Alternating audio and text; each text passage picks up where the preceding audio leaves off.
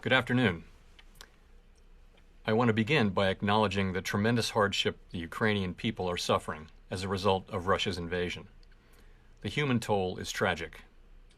The financial and economic implications for the global economy and the U.S. economy are highly uncertain. At the Federal Reserve, we are strongly committed to achieving the monetary policy goals that Congress has given us: maximum employment and price stability.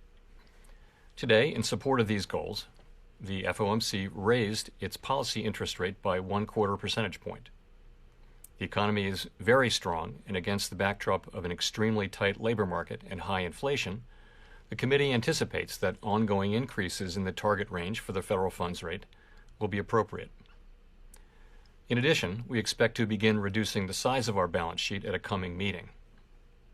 I guess better late than never, right? The Federal Reserve raised its target federal funds rate by 1/4 percentage point from near zero at the end of its two-day meeting Wednesday. As they have been saying, they are on schedule. Now, I have to give respect where respect is due, because the way the Feds pulled this off without collapsing the whole financial system, I believe it's unsustainable. But that's my belief.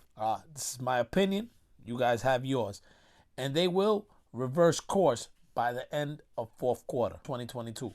But let's see what else Jerome Powell has up his sleeve. First increases the benchmark rate in 3 years will lay groundwork for 6 more rate hikes by year's end. The war in Eastern Europe gives the Fed reason to act more cautiously, but they will still be working to curb what is already the highest inflation in 40 years. No, the war in Eastern Europe has nothing to do with our inflation. It's been here before Putin invaded Ukraine. The problem here with inflation is government policies and the spending. Debt this government creates.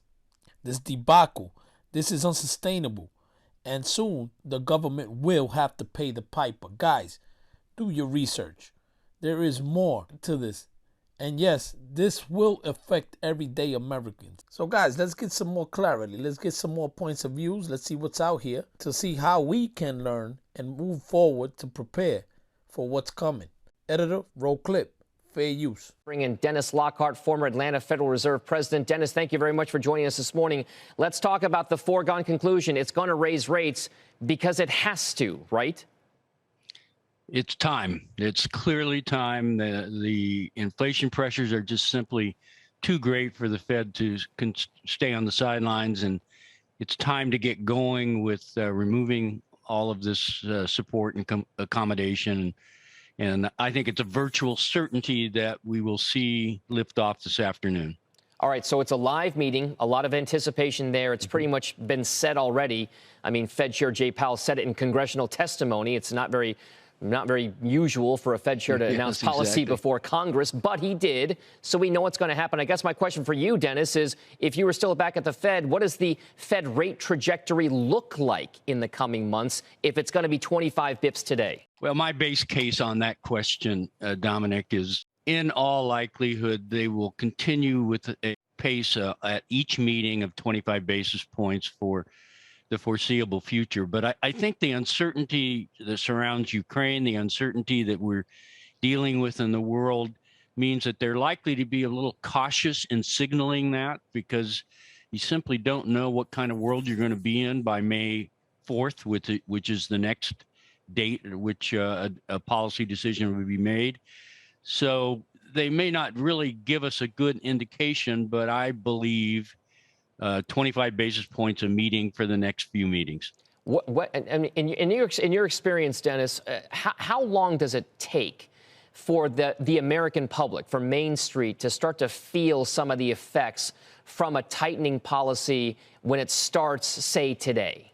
Big theoretical question. You know, the mantra that has been used in monetary policy is that monetary policy has its effect with a long and variable lag. That, you know, it has been estimated to be sometimes as much as 18 months. Hard question to answer with assurance, but I think there'll be some immediate effects, and certainly psychologically there will be.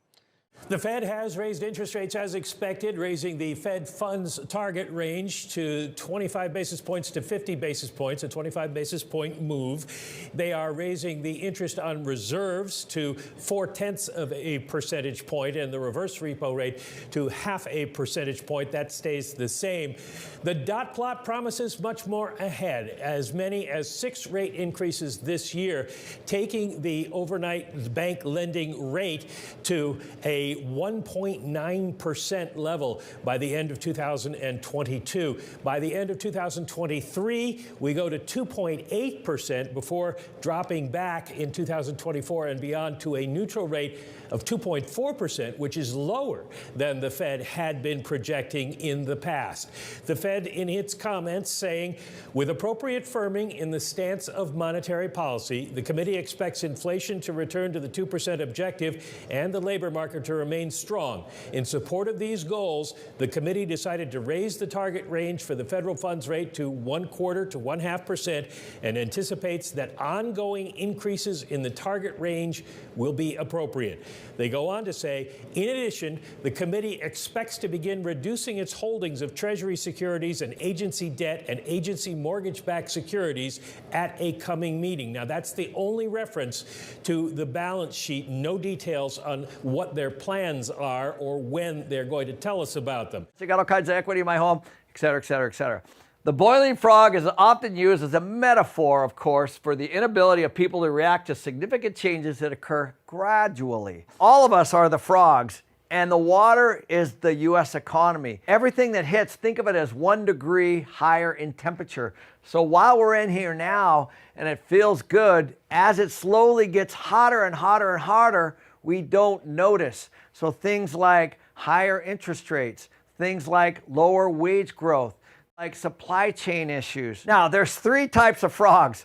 Frog number 1 is the one that doesn't see, hear, or think, or know about anything that's going on today at all. Frog number 2 is the one that just sits in here and sweats, doesn't know what to do, full of indecision, and just tries to use logic but doesn't make a move. Frog number 3, that's the frog that's going to jump out of the pot before it boils and tries to convince frog number 1 and frog number 2 of everything that's going on. That's what I'm trying to do for you right now.